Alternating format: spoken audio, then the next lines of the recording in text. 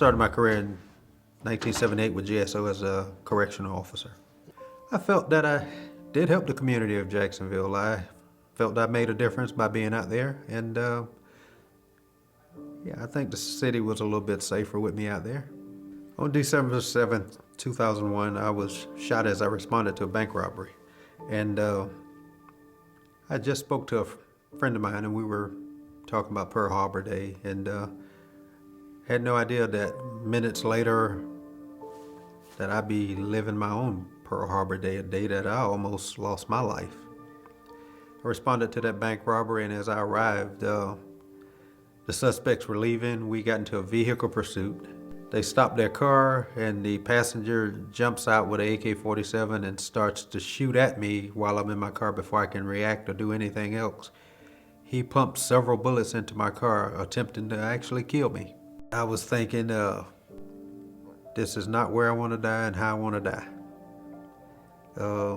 You can actually hear voices coming back at you. I'm thinking, is this going to hurt? And I hear this voice say, it won't hurt but once. You can actually hear the bullets as they pass by. Kind of gives you the sound like a bottle rocket makes once you light the fuse. It does make a hiss as it goes by, and I heard that hiss several times in that car that morning. I was successful in evading his bullets, and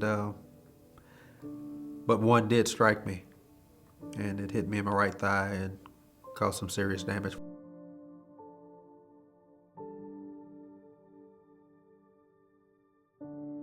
Even after I retired, I was still pretty much impaired from it.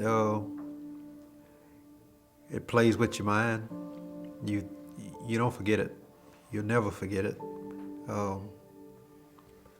Made me think about a lot of things when I saw my daughter. She didn't deal with it well at all. And then as she became a senior in high school, a year and a half later, I could see the excitement in her face, all the smiles and everything, that she was excited to be graduating. And it started to play on your mind again, because I'm thinking, I almost missed all of this. And so it makes you think. It does make you appreciate life.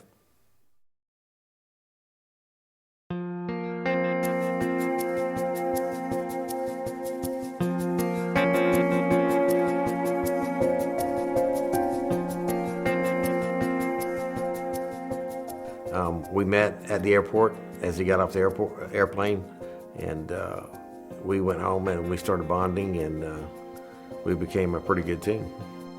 You have to realize that these dogs are with us more than our children are. I mean, these dogs are technically with us 24 hours a day. I mean, when we go to work, kids go to school, or kids go to bed, the dog's still with us. So the bond, it's hard for a lot of people to understand the bond that's there.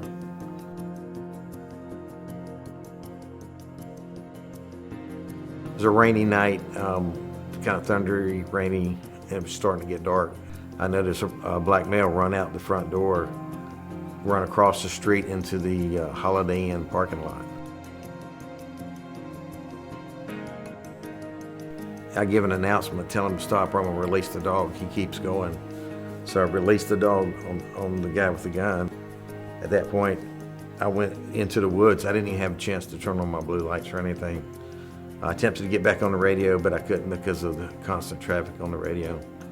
As I approached into the woods, I heard my dog engage the defendant, or the suspect. Kept telling him to get on the ground. He wouldn't get on the ground. And I had the gun on him, but my dog was engaged in with the guy. So I holstered my gun. He reached back and was grabbing, and he grabbed a hold of the pistol that was in the holster. And when he did, and he pulled the trigger. And I had the guy as he was stumbling away, and I tried to shoot, and the gun wouldn't shoot. So I get up, and we're running through the woods. I'm racking and trying to shoot. The gun won't shoot. So finally I stopped and I looked at my gun, and it was covered in blood.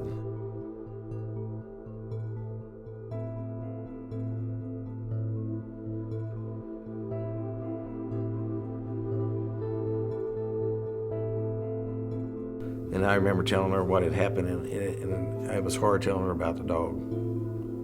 It's kind of like telling them, your child had passed.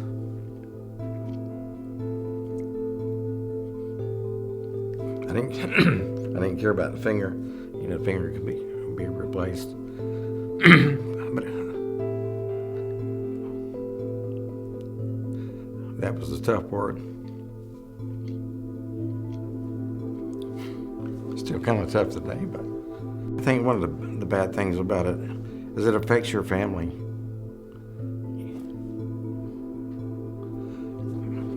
Probably, I think maybe more than me, it affected them.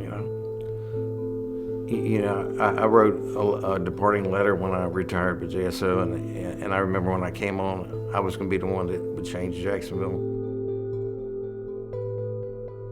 And I remember writing that, you come here with the idea to make a difference, and you look back, and sometimes you didn't accomplish your goal, but you still have to try.